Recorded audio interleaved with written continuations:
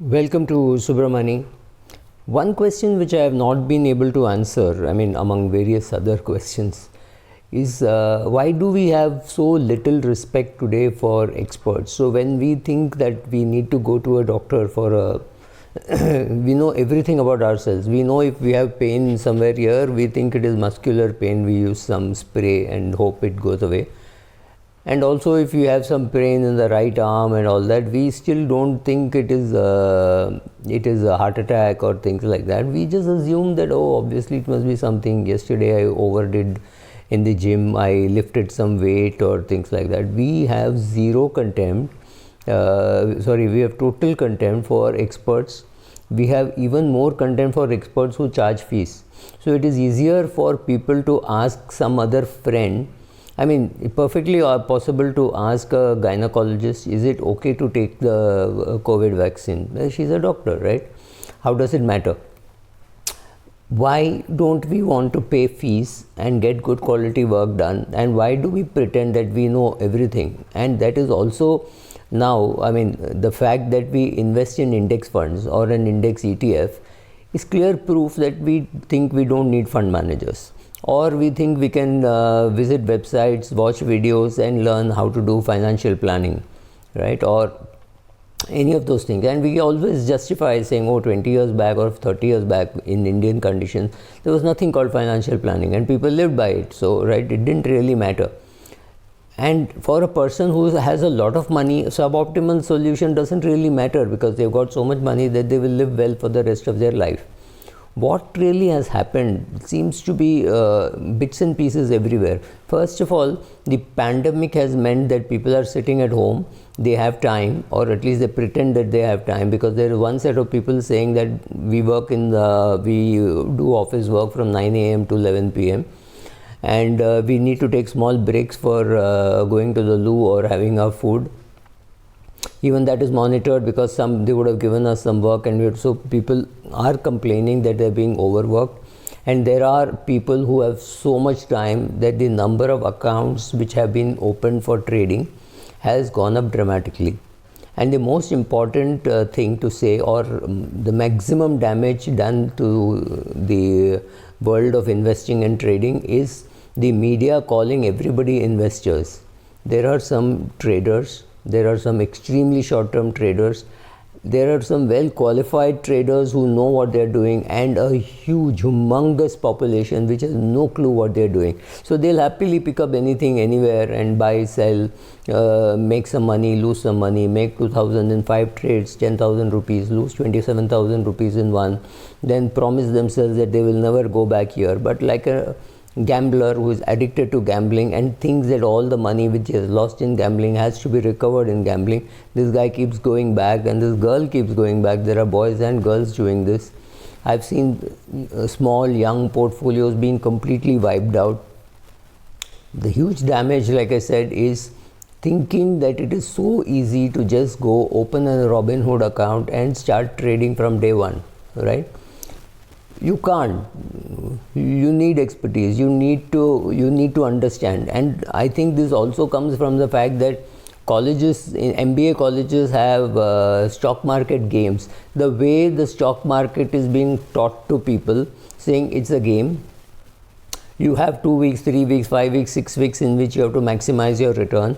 We will give you the portfolio and we will keep giving you news. You have to decide what you want to buy, what you want to keep, things like that. Now, stock market is not a 6-week game, right? It is like looking at a 3-hour movie and thinking, oh, they lived happily ever after. That's not true.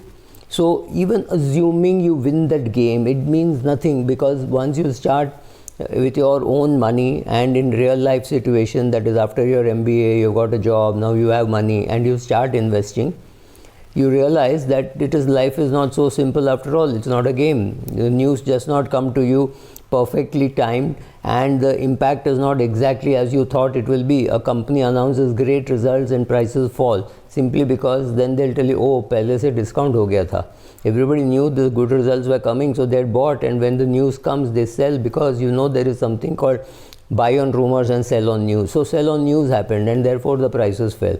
Or you get good results and then the price goes up. They're saying, oh, we were just waiting that the results, we wanted confirmation. So once the confirmation has come, buying has started. You don't know whether one share, whether Tata Motors is going to go up because of good results, or Chemfab Alkali is going to go down because of good results. How will you know which industry, what is happening, right? But you believe that because it is easy to trade, all I need is my app, so I can go there, buy, sell, and I need the speed at which I do it. So the minute results are announced, people go and buy, or people go and sell based on their own interpretation of the result. That's great, but chances are you will lose money. There has been research done in I think Taiwan and Brazil showing that traders' success rate is less than 1%. Can you believe this? If you were standing on one side of the road and you had to reach the other side, and I told you, hey, let me tell you, out of 100 people who cross the road, only one reaches the other side in proper shape. Will you cross the road, or will you ask for a vehicle to drop you on the other side, right? So odds are against you, but still it does not stop people from trading, speculating, whatever you want to call it. And this is true all over the world. It's not only about India. US is doing a lot of speculation, China is doing a lot of speculation. So somebody has to look at whether there's an Asian speculative gene or whether there's an American speculative gene, even though there is enough evidence to say that the more often you deal, the chances of your making money are reduced because of transaction cost and taxes, etc. Capital gains tax also, right? So all those costs put together, actually you will lose money because you trade more often.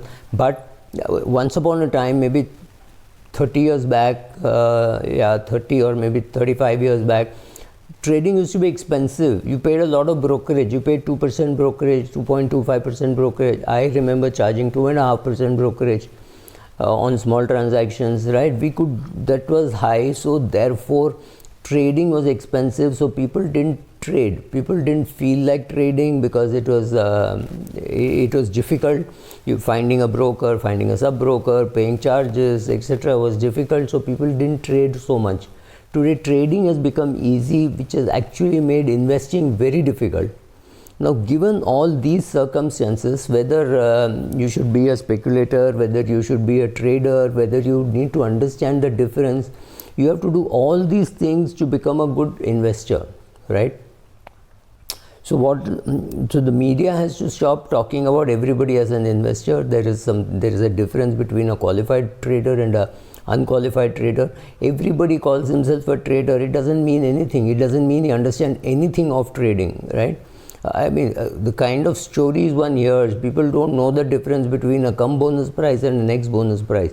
Forget come dividend and ex dividend, because the price, they don't even know that if they buy on the day of it becoming ex dividend, you will not get the dividend or you will not get the bonus, right? Something, you need to understand all these things. But people start trading, people start thinking of themselves as investors, and they make a couple of successes and that's it, end of story. People think, oh, I'm the greatest investor. I do not know what we can do to reduce the losses for people, but starting to learn, and even prior to that, if starting to teach in an MBA school, that life is about compounding, life is about starting early, life is about behavioral finance, trying to control what you're doing, trying to not jump to conclusions, understanding all this, understanding financial analysis, doing it. If all this is taught in an MBA school, for example, I think there should be an investment class or a personal investment class, not just an investment class. Investment class means, I don't want an investment class which is trying to make you a fund manager. Those skills are different. Nor do I want skills which make you a good personal financial advisor. Again, those skills are different. But something very simple in between, with picking up something from here and something from here, and teaching you how to invest, because it's a very important skill in life. So personal financial planning, the way it is taught and how many things are to be taught, like starting early, compounding, staying patient, not doing too many transactions, making your will, making your financial plan, making your personal balance sheet, making your goal statement, linking all your investments to particular goals. These are things which are part of personal finance, and this has to be taught even to MBA students so that they pick up all these skills, right? And they learn that going into the market and making money for themselves may be a very good thought, but it is not very easy and you don't need to do it, right? Picking up simple index funds or other mutual funds may make more sense. Then you also have to teach them how to look at costs. You also have to teach them that at least in the US you can reinvest your dividends, and for reinvesting your dividends sometimes you pay brokerage. In India, you can take the growth option and there will be no dividend. So the company receives a dividend, the mutual fund receives a dividend and it does whatever it wants. But you don't pay money for reinvesting the dividends, right? So making young kids understand all this, right, from the age of say 18, 19, which means it's at the degree level and at the postgraduate level. All these things will go a long way in making Indian stock market a better place to be in. Thank you.